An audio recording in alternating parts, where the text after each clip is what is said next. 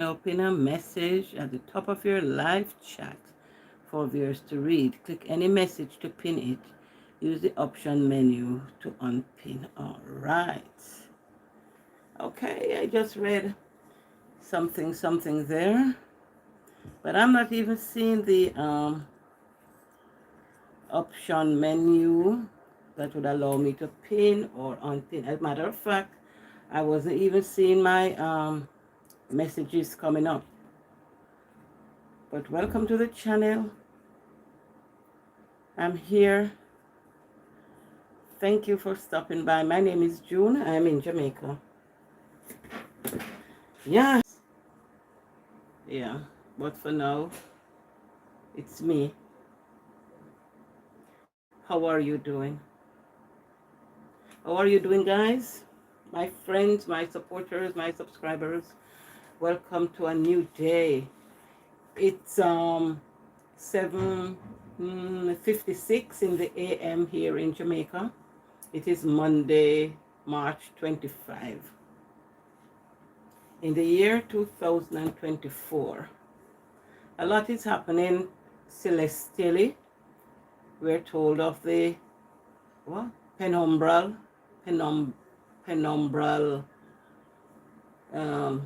eclipse.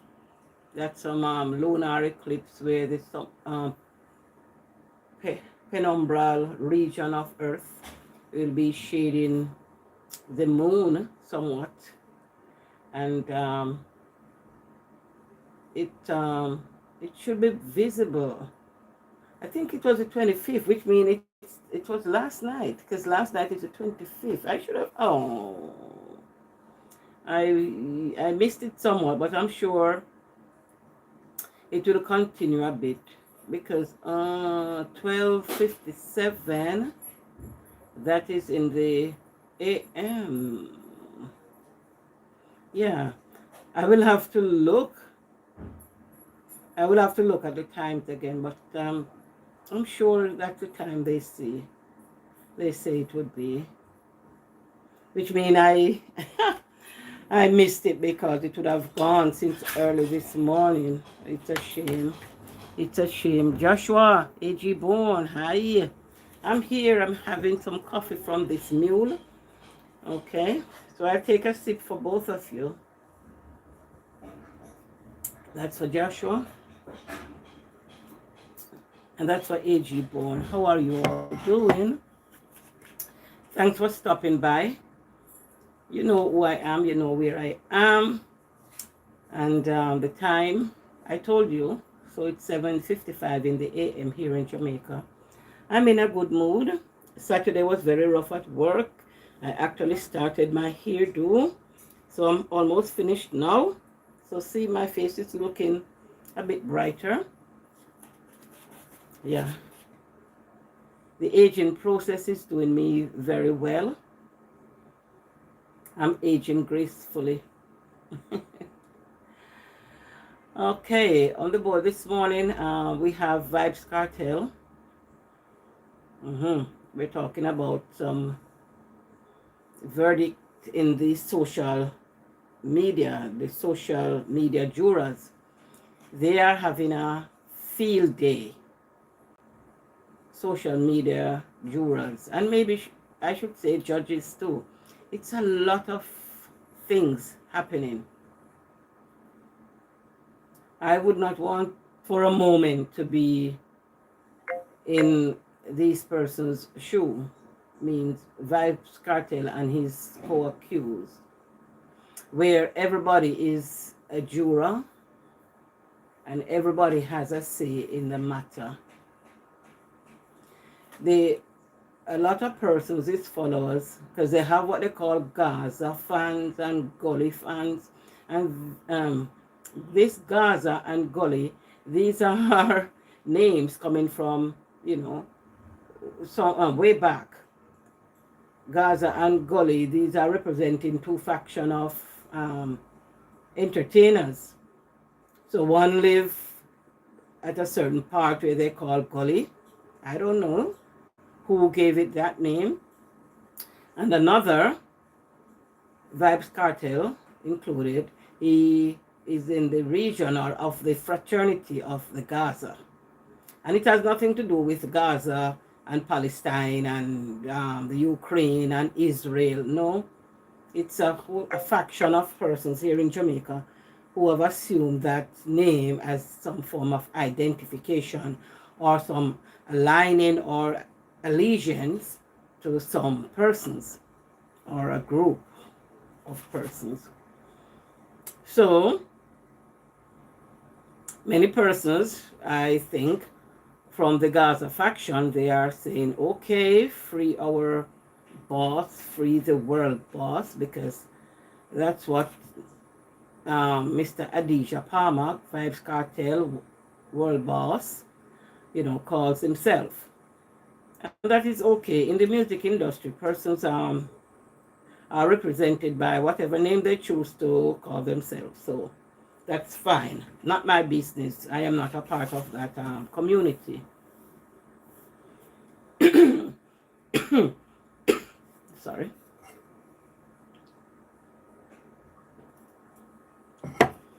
But his case had gone through the courts here, and even the appellate court here in Jamaica, and they upheld the conviction and sentencing. And the case was taken to the Privy Council in London. Of interest, though, was the grounds on which the Privy Council returned the case to be sorted out here in Jamaica at the appellate court level. They have referred the case back to Jamaica for whatever final decision. So whatever the lawyers had taken to the Privy Council, they were okay on that. The Privy Council agreed that the learned judge had erred in the matter, where there was a contamination of the jury panel, and the case was allowed to carry on up to deliberation and passing of a verdict of conviction and time for confinement, some 35 years and all those kind of figures. The case was one where it is alleged that this group of persons had committed the ultimate crime, and so they were being tried. They have been tried, convicted, sentenced, and they were appealing their conviction and sentencing. And so the Privy Council ruled that, listen, the fact that one member of the jury was rogued and actually attempted to bribe other jurors to return a particular verdict, then having him stayed even for deliberation in the matter and to return a guilty verdict for the persons who were on trial, then this was a breach of justice. It was an injustice. And so, on that ground, the Privy Council made their ruling that they should not have been given a conviction based on that aspect of the trial. So, they will now have to return to the Court of Appeal. Sorry. My question, though, is, when the conviction is overturned, and not that these guys are free to walk out, but the conviction has been overturned, and they are still being held as they're being charged for the crime. The fact that a guilty verdict was presented by the juror who were nominated to serve. Now, my question is this. Can you just now remove, say, okay, was based on this. We have deliberated and we as a group have agreed that this person is guilty or these persons are guilty. And okay, the sentencing was handed down, convicted, sentencing. All right, we have found you guilty. Now that the Privy Council has said, listen, you cannot. It's a miscarriage of justice to have convicted them using a rogue jury. We can just say, all right then, we're gonna form a new jury to try the case. If we do that, aren't we saying then that we want a particular type of verdict? Will it still be okay to even have a one judge trial?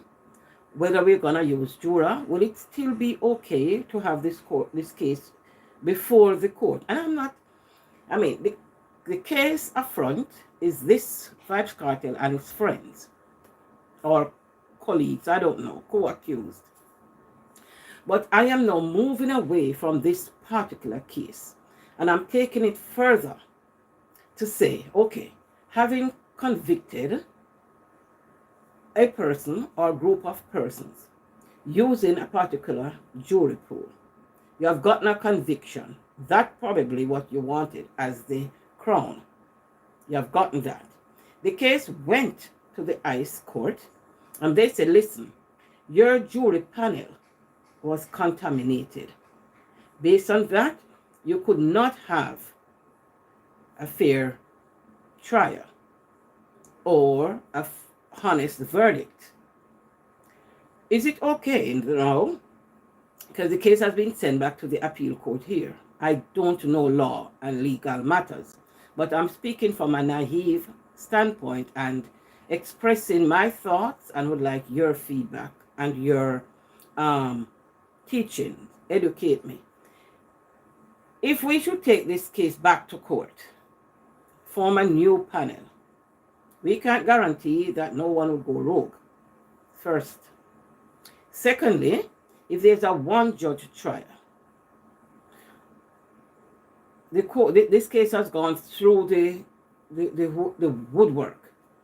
Are we going back to court to get a fair trial when we are saying, or the Crown is saying, the DPP is saying, listen, it was only the Privy Council, it was just the matter of the contaminated jury. That was the only thing that the Privy Council ruled on. But so we can just say, okay, let us go back. Let us not use jury. Let us just use a trial judge. So that what? We can get a conviction.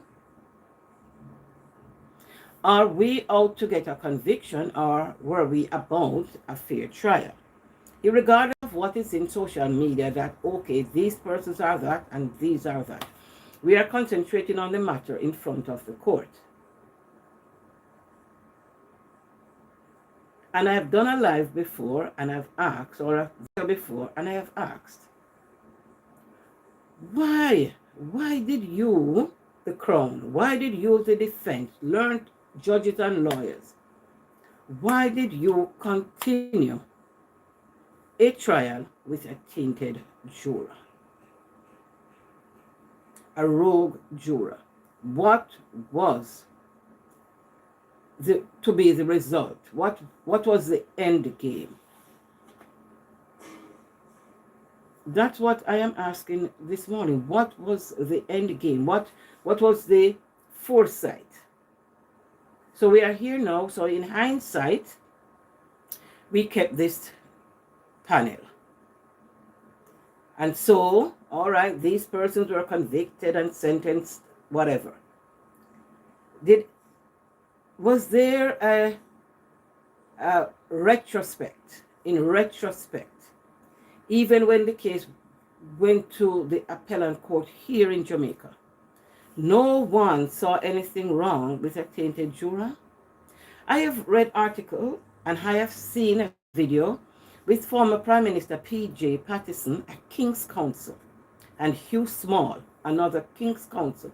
And they are now coming out to say, oh, there was a case in question in Jamaica that could have been referenced in this trial, though not necessarily same as a juror trying to taint the panel or had succeeded, but rather one where one member of the juror was closely associated with one of the persons who had a case to answer in court. And so based on that, the learned judge said this would not have been a fair trial to keep this person because an element, a degree of bias would have been in that person's mind. We are human and we are going to be biased. The best of us, we're going to be biased on a humanitarian ground. If this is my sister here on trial, how can I be very objective? You know, when it comes to a decision that should be taken against my sister, my family, my friend, how? My employer. It is going to be biased. And I have listened to other bloggers or vloggers who have taken this case and really dissected it. Some vloggers are for the group of persons to be freed. Some vloggers are saying, okay, well, the best thing or the best way forward for the accused persons are to take a plea bargain, do a plea. But to do a plea to say what? At this point, having been incarcerated, I would say, for over 13 years. You have been locked up. You have gone through trial, active trial for over 60 days. You have been convicted and sentenced. You have gone through the appellate court here. You have sat in prison. And the conditions in our Jamaican prisons are not bougie, no matter how the pictures are coming out and persons are seemingly happy. The conditions in the prisons are not bougie. They are not. There are many writings, human rights groups and all of that. I've visited these institutions. I've made their report. So no matter the pictures you see coming out, persons seem to be enjoying themselves and carrying on and acting up and all of that. No, that is just a facade. Yeah, it is just. Junior, my thing is very sick and they're doing all over again. It's sad. The law is a joke to get him in jail for life. That's the point. All right. I don't know this person at all. I have never seen him in person. I have heard his music and all of that. All right. Talented person musically. Can't take that. The rest of his story that is in social media is just what we say, here we say. So I can't say yes, no, I don't know. But, you know, he does good music. I like, you know, the vibe. No. They have gotten the conviction that they wanted using a tainted jury panel. And this was wrong. And I'm sure they knew. But nobody, they were tired and they were sure that, yes, we have enough evidence against him. Oh, he would not have enough money to take it to the highest court in London. Oh, blah, blah, blah. I think they were thinking all that he would have taken it sitting down. But all these lawyers are learned, high-profile lawyers. They know the law. And they know that, listen, if we could get one juror to contaminate, or at least to attempt to contaminate the panel, that is bad. And we could do that. And then when the judge calls us all in chambers, then we are going to agree. We are going to argue that, listen, the case has gone far enough. We are tired. It will not change anything much. One person, no. But what we tend to forget is that when the jury panel had deliberated for some time, they came back, I think it was evenly split. Guilty, not guilty. So the madam, the foreperson said to the judge, we were not able to come back with a unanimous decision. All right, it's even. The judge sent them back. Why did you send them back? So that someone now would change his mind for or against. So we could have 7-5. Well, they came back 11-1. Guilty. So what could have happened in 4 hours, in 6 hours, that would have changed at least 5 persons' mind to swing to the other side? Was this a setup? What was it? Because remember, they came back, and say we are unable to come with a unanimous decision. That is after sitting and hearing the arguments for 60 days. They came back, they were not able to. All right? The judge sent them back. So he wanted a verdict. Guilty or not guilty? Come on, somebody change your mind. 7-5, that's fine with me. 8-4, that's fine with me. It came back 11-1. Who was this one? Was it the rogue juror? We don't know. We don't know. For all we care, it could have come back 12-0 against. But one thing we can assume, or I can assume, is that the rogue juror, he from the beginning, whether someone had asked him to do the bribe or not, he had taken it on himself to decide from the beginning or somewhere along the line that, listen, this will be my vote. He, regardless of the facts that are laid down, this will be my vote. If he was paid to vote not guilty, he will have to, because if 12 persons come back say not guilty, and if what is said about these persons in social media is the way it is, then this person might be fearful for, the safety of himself and his family and his friends. So listen, I have collected on this behalf. I tried to bribe on this behalf. I don't know whether he collected anything, but there's a figure in the media, 500,000, paying each juror for to come back with a particular verdict. And if there were 12 persons, then there would have been what? $6 million. $6 million to be paid for 12 jurors to come back with a not guilty verdict. You understand? And maybe there would have been more, because one juror might say, listen, I'm going to need a whole million if you want me to vote that way. It could have gone any of many ways. So the point I am making is, get rid of that juror, or get rid of the whole panel.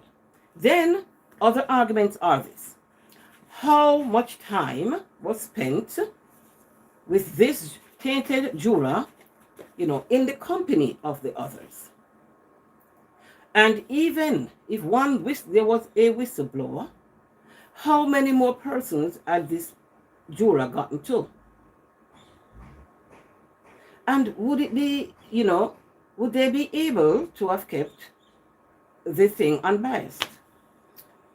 The fact that there was a tainted juror, another juror who would have decided that, listen, I am going to vote not guilty, or I am going to vote in a particular way. The fact that it has now become public that this is what is happening, could it be that some juror who were swinging another way might just decide, you know what? I don't want to be pointed out as being so and so, so I am going to vote a particular way, because it seems that this is the decision that the Crown might want us to take. Persons can argue this from all angles. And on the social media platform, I mean, there are a lot of jurors, myself included. I am here. I am talking about the matter, not specifically as it concerns Vibes Cartel and his co-accused, but just in general. Just in general. So, the Privy Council is saying, listen, you have come to a verdict with a tainted jury panel.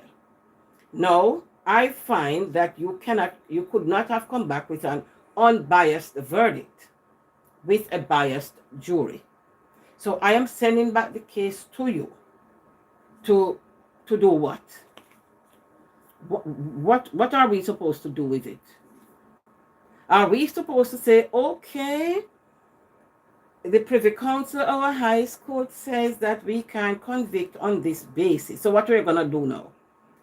Find a different basis to convict on? Is that what Miss DPP, Miss Paula Llewellyn, I don't know. Educate me on the matter. I don't know. Because the case is sent back to you. You are the highest person in this country as far as the legal thing is concerned. You are the director of public prosecution. The case having been brought back, it's sent back to you. You who spoke to us 10 years ago and was very happy, saying that, yes, you have received the conviction and this, that, blah, blah, blah, and persons of society are gone away and locked up for life and this and that and that. The case is thrown back in your lap now, where the highest court is saying you have heard. You have taken a conviction falsely or illegally. It's illegal.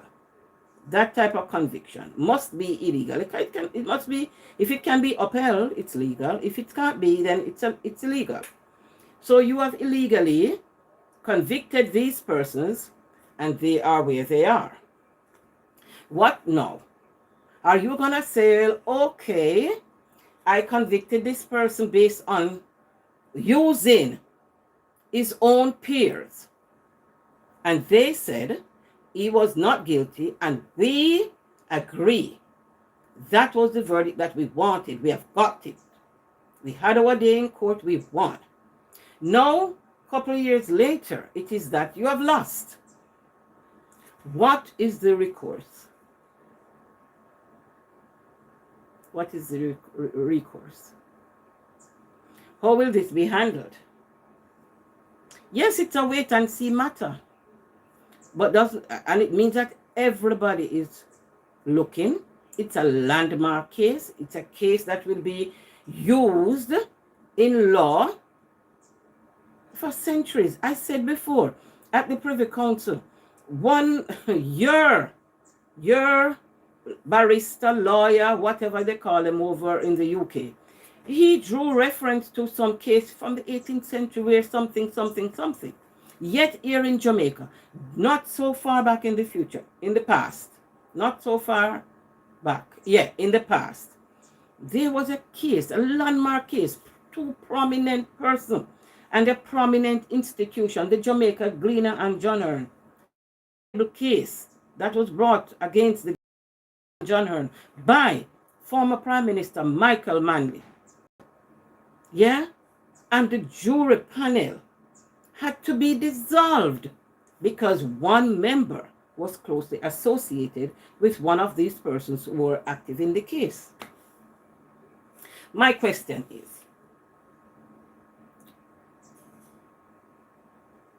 past Prime Minister, former Prime Minister P.J. Patterson, didn't you see where this was going?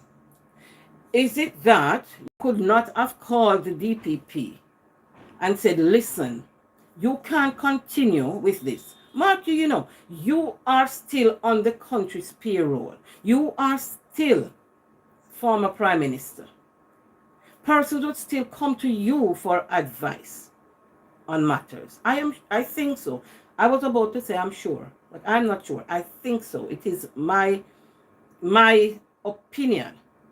And I'm also saying that you, Mr. P.J. Patterson, Honorable P.J. Patterson, would it have been out of your domain to have spoken up at that time to say, Miss Llewellyn, Miss DPP, Honorable Judge, lawyers, my colleague, listen, you can't continue. I am on the sideline because I'm sure that many of us watched the case. I think that you did also. You're a journalist, and this case would have interested you. It would have interested you. It would have interested you. So you too must be called forward because you were part of a landmark case. Why now to put this forward? What is your end game? I'm not in any position to be even asking you this, but I'm sure many persons are asking. I am one of your students. I could have been sitting at the university in one of your classes, and then this case would have been discussed, and I would have been asking you this same question. Would it have been outside of your domain to have said to someone, but this can't be so? And I can reference a particular case in the past where a jury panel had to be dissolved for even something less than this. Why didn't you speak up? I would like to know. So we are now at this crossroads. This is the dilemma that we now face. I have seen cases where persons being charged for a particular crime. Case going 2 years. In 2 years, they've gone down to the narcotics department. Yeah, because the person have been charged for possession of and taking steps to export a contraband. And the exhibits were housed in not even a secured area at the narcotics department then on Spanish Town Road. 2 years into the case, the learned judge, Kisok Leng, and lawyer representing the defendant and other members of the court, they journeyed to the narcotics department where these evidences 2 years after, these exhibits were brought forward and presented to the court, because the court came to the narcotics department, presented to the court to say, these are the exhibits. These are what came from that vehicle. 2 years. Yeah. 2 years. And I can tell you that these exhibits were not say stored in a vault lock away. The exhibits were there with everything else, people going in and out and everything, but a conviction was obtained. And I remember hearing one senior police officer saying, because I follow the case, I can recall one senior officer saying to the defendant, I will ensure that you get the full length of the law. He will see to that. So in this country, on the matter of securing of evidences, timely execution of a case, no, from a case is called up. Sometimes a decision, an opinion has been formed, and that is what gonna carry out. It doesn't matter what your lawyer say. The decision has been already taken. 2 years into narcotics. Marriage. And A conviction was given.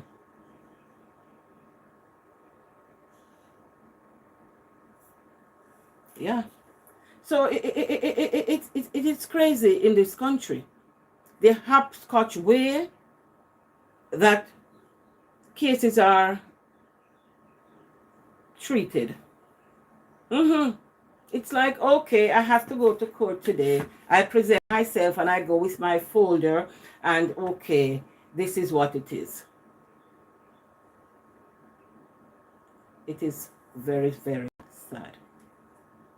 I think many of the cases should be recalled. Yeah, they should call them up. They should, they should call them up. I would hope that one day I will hear that, listen, starting from the lesser cases,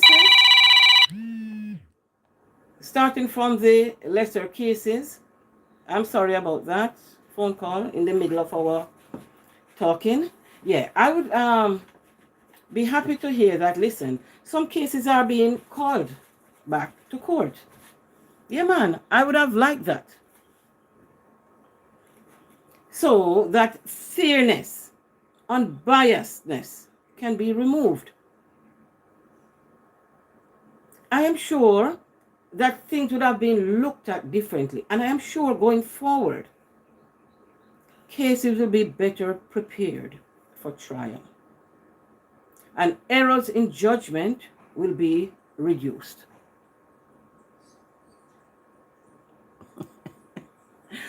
Okay, I don't know, because news on the ground here is news on the thanks for your contribution, thank you very much. News on the ground here, or arguments on the ground here, and not even coming from many persons who are even thinking the way I am, or even looking at things in depth. Persons are saying free so. But I listened to a particular vlogger yesterday, Sir P. Yeah, he called himself the little YouTuber. I follow his channel. And some of the information that is presented on that channel, it caused me to hold my head and to wonder, can this be real? Are the things that I'm listening to real? The pictures that are presented, are they photoshopped? I mean, what? The thing about it, these information are presented, but these are not the information that is on trial for. These are not the things that he went on trial for. So we have to learn to separate the things that we are learning of these persons from what is before the court and what evidences there are in the court.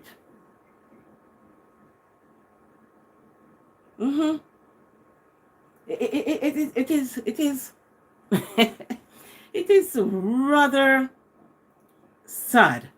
It's a lot of people, in jail unlawfully. Unlawfully, innocently, and many persons are out here who probably could have spent even 30 days, even for the experience. But I am saying,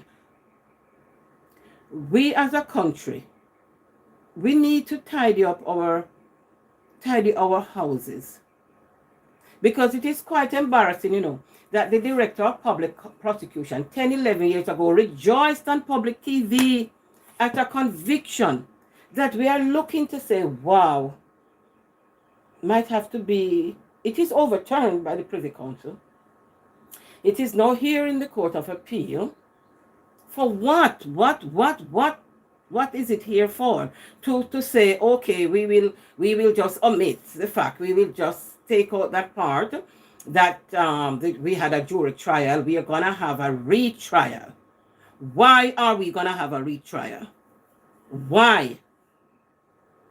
And this retrial, we're not going to use any jury, because in the first one, the jury panel got tainted.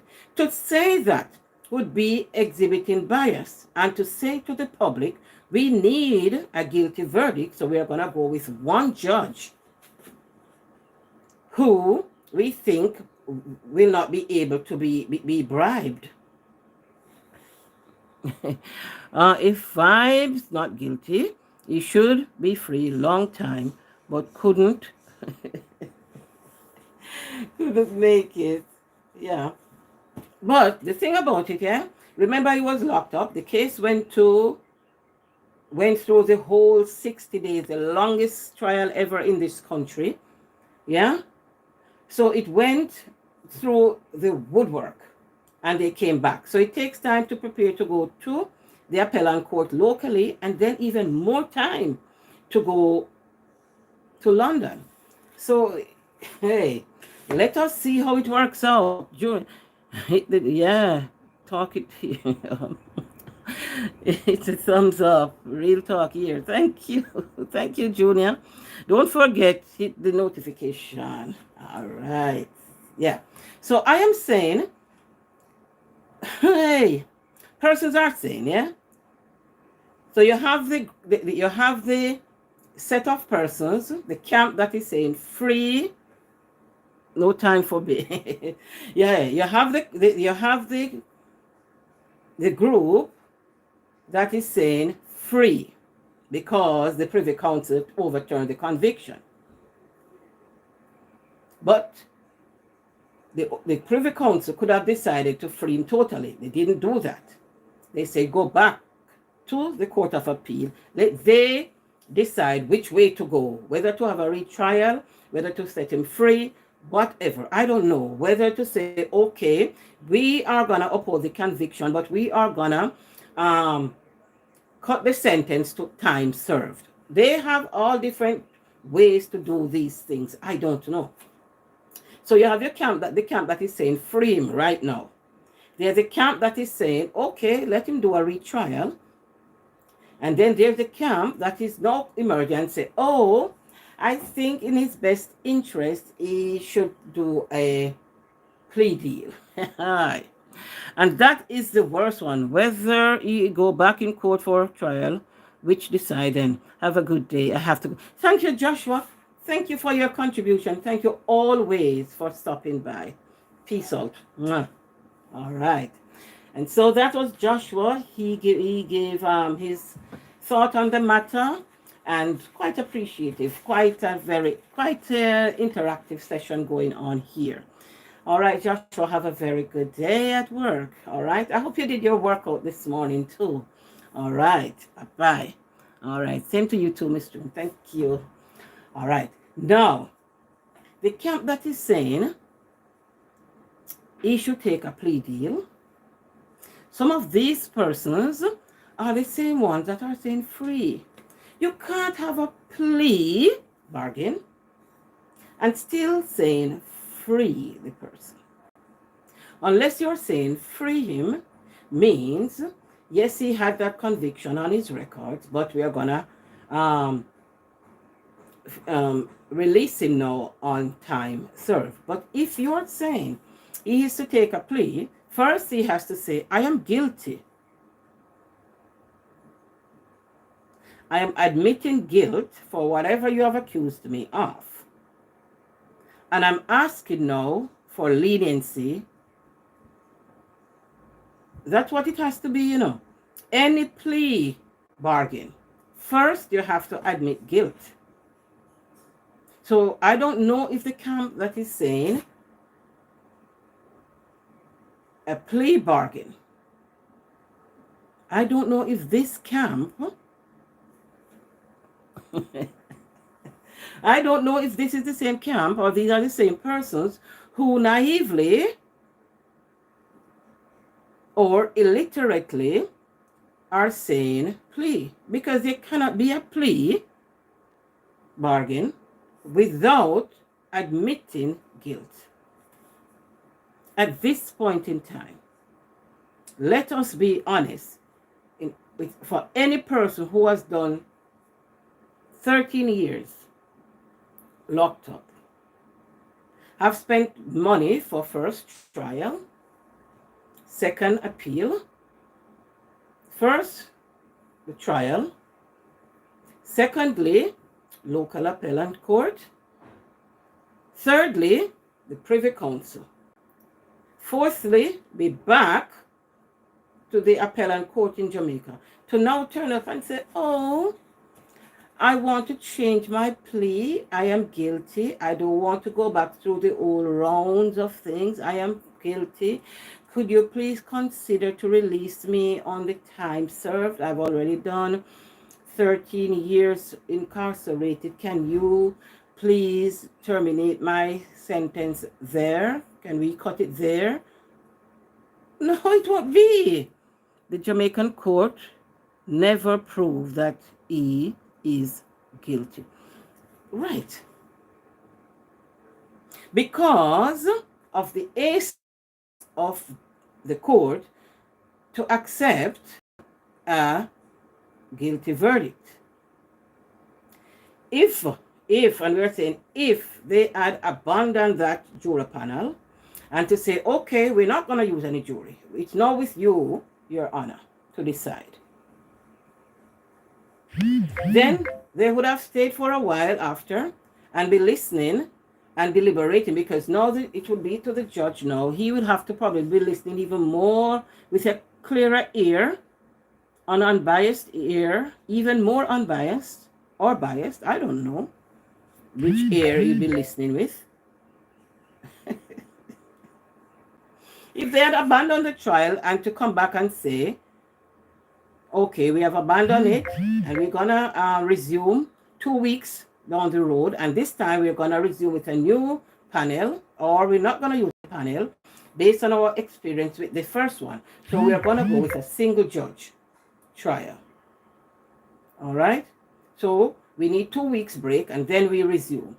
If at that time they come back with a guilty verdict, maybe today it would have been different, because the case that the Privy Council have thrown out was one of a tainted juror.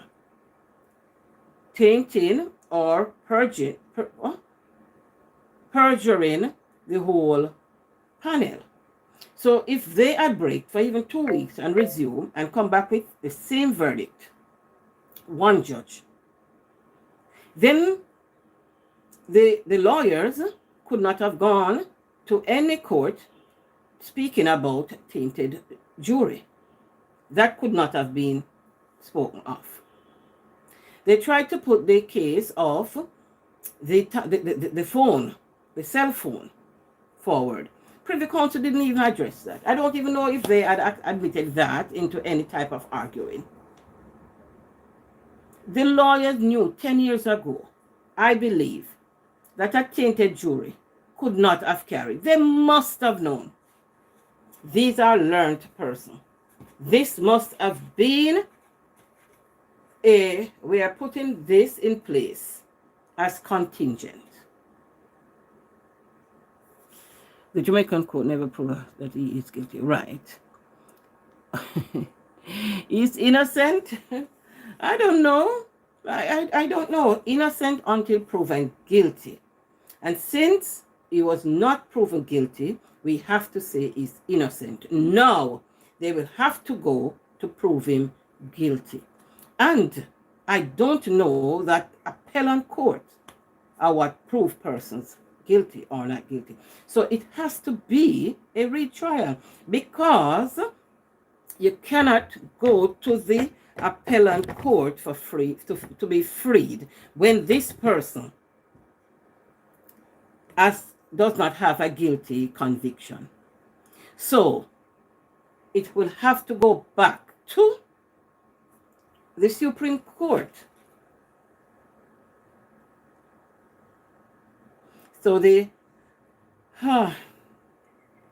might be a retrial if the appellate court here doesn't say the judge erred on this matter, and based on technicality, we have to free him. The person was found guilty before. Granted, yes, his conviction was quashed, but he was found guilty in this court. Can we try him again in this court for the same offense that he was already found guilty of? So he was found guilty in the same court that he will have to be retried. I don't know how that goes, because I heard that you can't try a man for the same offense twice.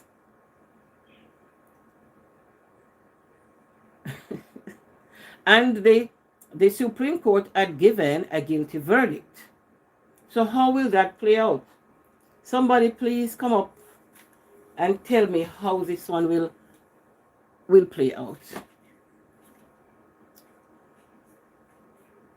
How are you doing? I've been rambling and perambling. Hey, Junior, I'm so happy you have decided to stay with me. So, Miss June, you have to sit in. I don't know. But what we do know is that if you are accused, if you are arrested and charged for a particular crime, it is your right to have an application for bail made on your behalf.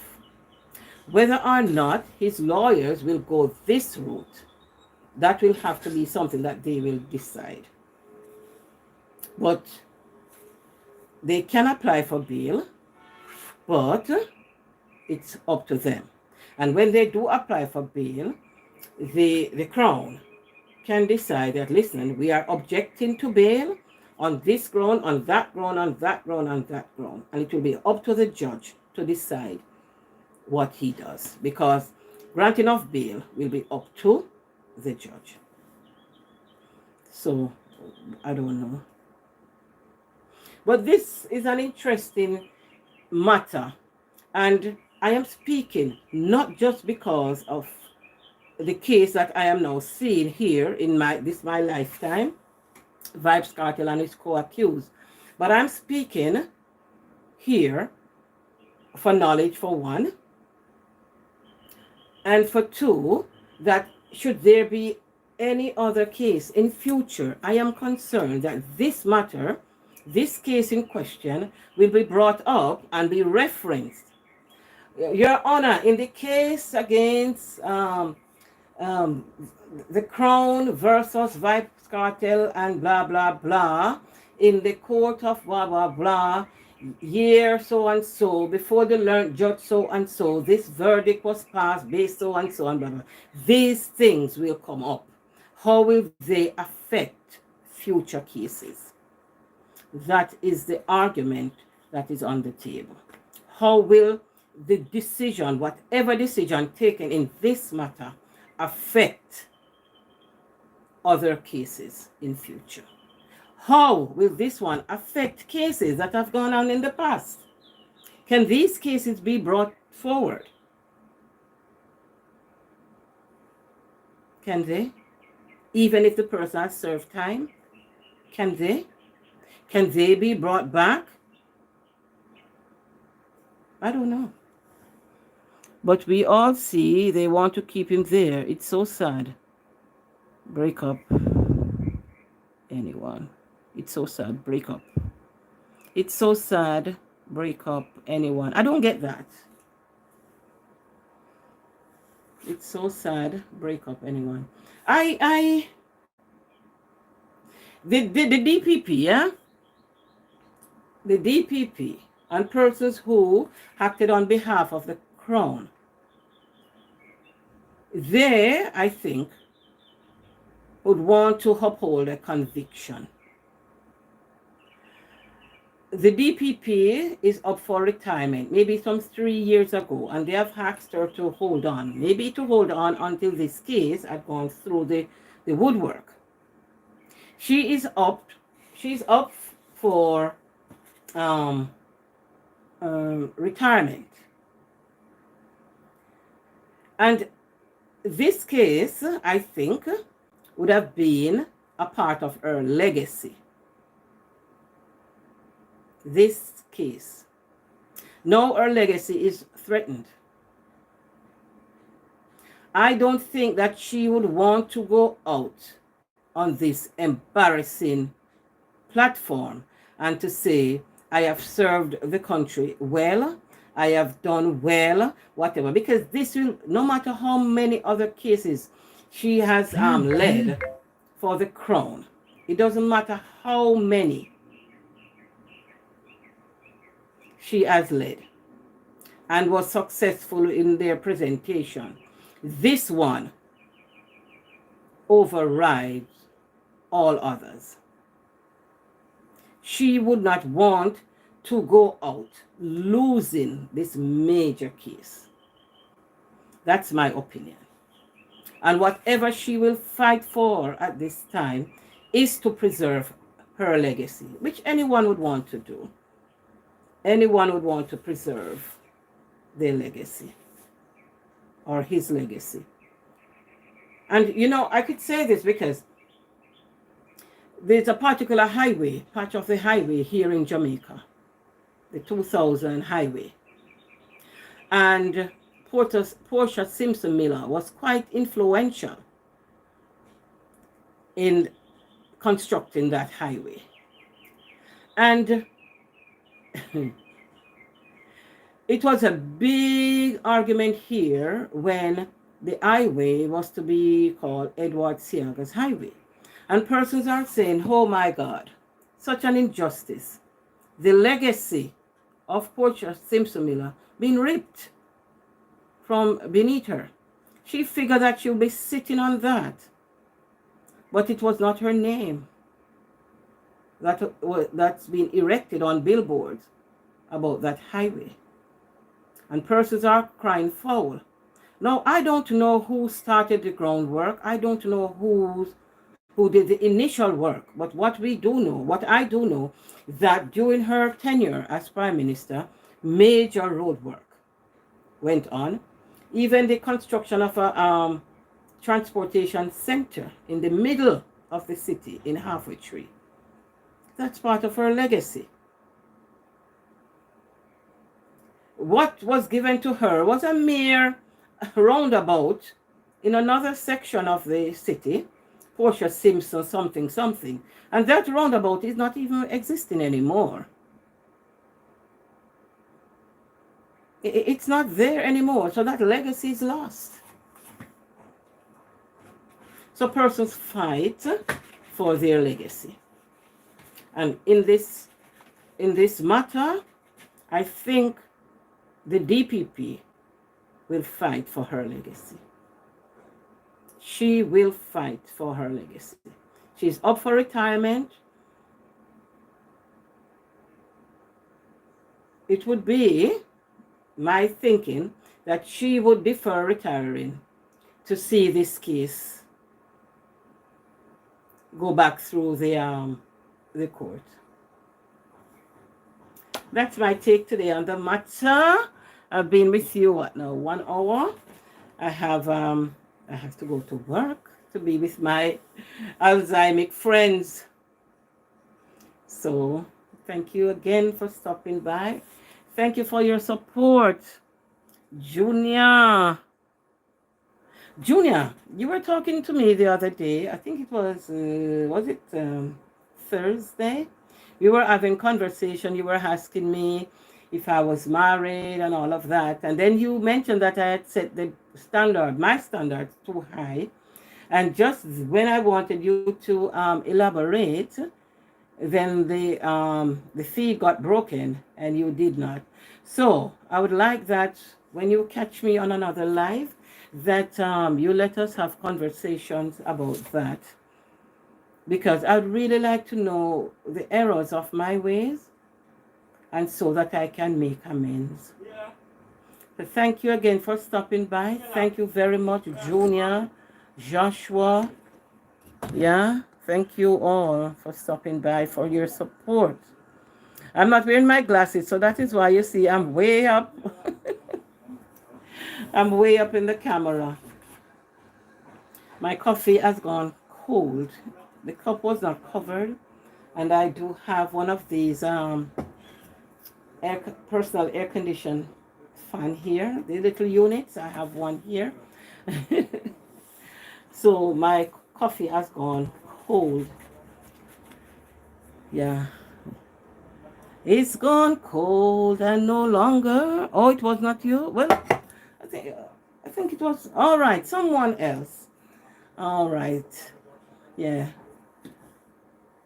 Was saying that I set the whatever high. We were talking about work and relationships and all of that. But I do thank you for your support always, always. So be blessed, my friend. Have yourself a wonderful day. If I hear anything new, then we will come back maybe tomorrow or later today to have a chat upon this matter. And then we can chat up also on the Princess of Wales, Kate Middleton, who has gone missing. And there are a lot of fake photos and persons impersonated and blah, blah, blah. So I think we can have a little chat on that, seeing then that we have business in the UK. Our highest court of appeal is in the UK. So whatever goes on there, I think we can chat a little bit about it. So thank you again for stopping by. Have a very good day. Mwah. Okay, Junior. Bye-bye.